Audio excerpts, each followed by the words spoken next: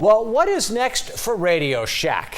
Jeff Maher probably going in and crying. He's going to miss that store because it appears that they're headed toward bankruptcy and thousands of stores will be up for grabs. That's too bad, Jeff. I really feel they're still relevant. Have you been into a Radio Shack lately? They have some good items. I bet they do, and it certainly carries some nostalgic value for me because, again, in my teens, that was like the Apple store for us. Well, and okay. It's now appears that this has reached the end of the road for Radio Shack. So bring in Amazon. Amazon is hugely successful.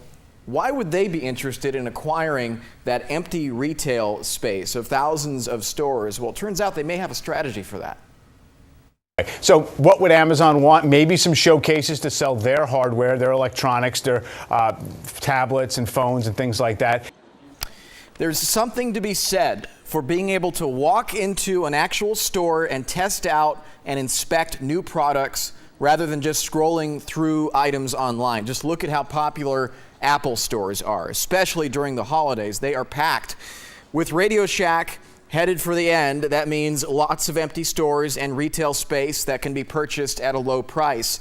For Amazon, they would use old Radio Shack locations to display products like the Kindle and possibly use them as a pickup center for customers, but there is no guarantee that this is going to happen, guys.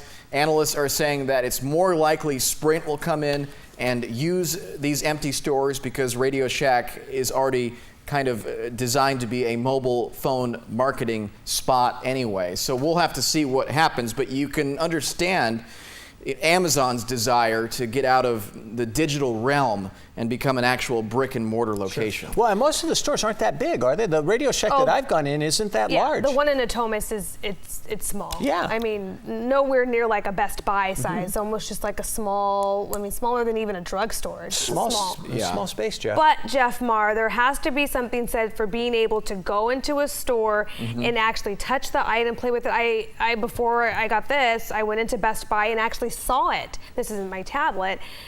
So I don't know. I have to see it. It's been hugely successful for Apple.